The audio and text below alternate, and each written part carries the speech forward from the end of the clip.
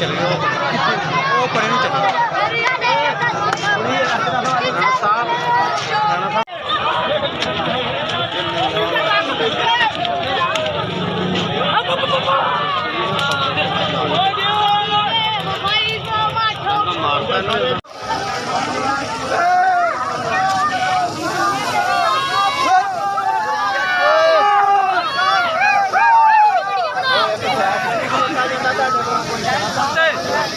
इंसाफ करो, इंसाफ करो, इंसाफ करो, इंसाफ करो।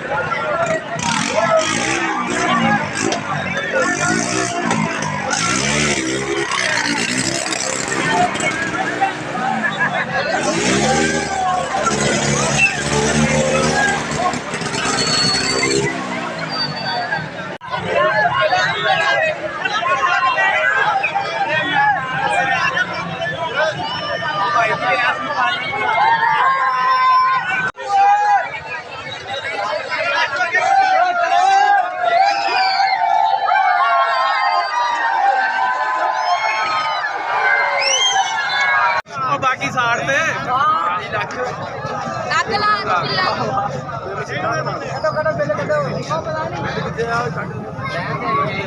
जिते रोई लिया पूरा रोला मर जा रोला थोड़ा और बड़ा ले हवेली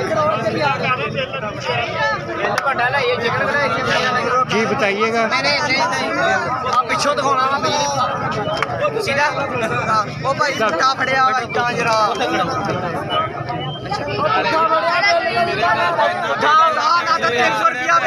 एक मिनट चुप कर रहे हैं जी। बताइएगा आप लोग एहतजाज कर रहे हैं, क्या वजह है इसकी? जी बिल्कुल बिल्कुल इस वक्त जो है पंजाब और वफाक की हुकूमत की मिली भगत से पंजाब और वफाक की मिली भगत से फ्यूल एडजस्टमेंट के नाम से जो बिलों में इजाफी टैक्स शामिल किया गया है, हम उसके खिलाफ एहतजाज करते हैं। इस वक्त आवाम जो है वो महंगाई में पहले दो वक्त का जो खाना है वो इस वक्त मुश्किल है। ऐसे हालात के अंदर फ्यूल एडजस्टमेंट के नाम पर जो गरीब बंदा क्या कर सकता है कि हज़ारों रुपए के जो बिल हैं वो टैक्स वसूल में शामिल कर लिए गए हैं।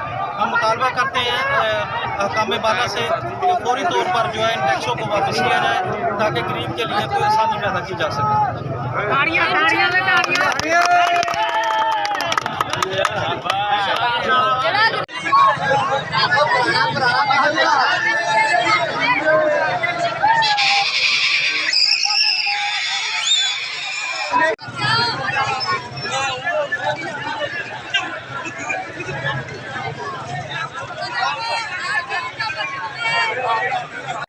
बावजूद 100 ते किन्ने रुपये साडा बिल है जेड़ा असल बिल बिजली का और जेड़ा कि हुण 2400 रुपये सानूं टैक्स लगा थे। ये कि एक बंदा मजदूर और 2300 टैक्स करे, ठीक है। 8000 का बिल है, इसका असल बिल है 2000 रुपये, लेकिन इनू 8000 बिल आया। ये जां तो हुकूमत अल्लाह करे तो ये खैरबाद हो जाए, जां फिर सानू खैरबाद कर देना, ठीक है। असी मजदूर आदमी हाँ, सारी दिहाड़ी करके साढ़े एक बंदा तनख्वाहदार भी चला सकता है।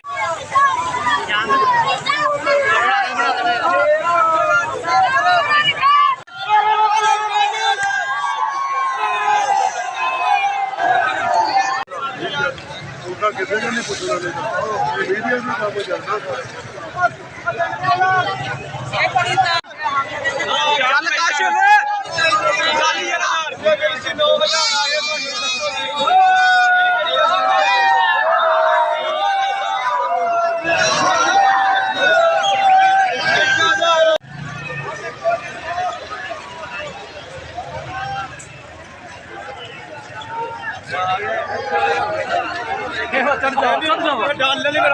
करना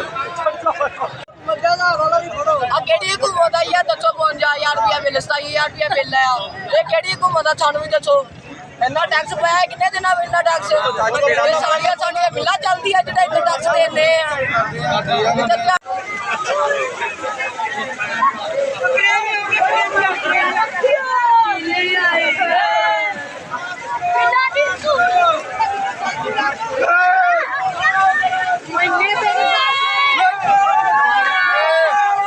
ਸਮਝਾਉਣ ਵਾਲਾ ਜਾਂ ਹਕੂਮਤ ਬਦਲ ਜਾਏ ਜਾਂ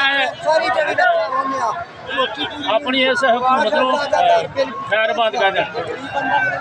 ਕਿੱਥੋਂ ਕਰੀਏ ਦੱਸੋ ਨਾ, ਲੁੱਟਣ ਤੁਸੀਂ ਡੇ ਜੇ, ਕੌਣ ਸਾਡੇ ਤੇ ਡੇ ਜੇ? ਲੁੱਟ ਮਾਰ ਕਰਕੇ ਟੈਕਸ ਪਾਇਆ 1300 ਰੁਪਇਆ। ਮੈਨੂੰ ਦੱਸੋ ਜੀ ਇਹ ਗਰੀਬ ਬੰਦਾ ਕਿੱਥੋਂ ਮਾਂਝਾ ਦਾ ਕਿੱਥੋਂ ਅਦਾ ਕਰਨਗੇ? ਹੁਣ ਸਾਡੇ ਗਰੀਬਾਂ ਦਾ ਜਿਹੜਾ ਬਿੱਲ ਆ ਉਹ ਮੈਨੂੰ ਘਰ ਦਾ ਬਿੱਲ 88 ਰੁਪਏ ਆਇਆ ਤੇ ਟੈਕਸ ਹੈਗਾ 650 ਰੁਪਇਆ। ਮੈਨੂੰ ਦੱਸੋ ਵੀ ਉੱਤੇ ਯੂਨਿਟ ਵੀ ਲਿਖਿਆ ਜੀ। ਇਹ ਆਪਦਾ ਵਾਲਿਆਂ ਨੇ ਕਿਹੜਾ ਕੰਮ ਫੜਿਆ? ਨਾ ਕੋਈ ਦੇਖਦਾ ਇੱਥੇ, ਨਾ ਕੋਈ ਪੁੱਛ ਰਿਹਾ ਵਾ। ਸਿਰਫ ਜਿਹੜਾ ਜਿੰਨਾ ਦਿਲ ਕਰਦਾ ਉਹ ਲਾ ਰਿਹਾ ਵਾ।